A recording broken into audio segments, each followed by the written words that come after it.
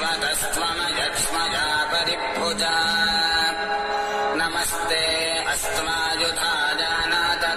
धृष्णवे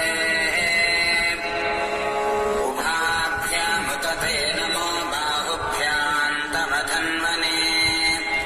परिते धन्वनो हेतिरस्मान् वृणत्व विश्वतः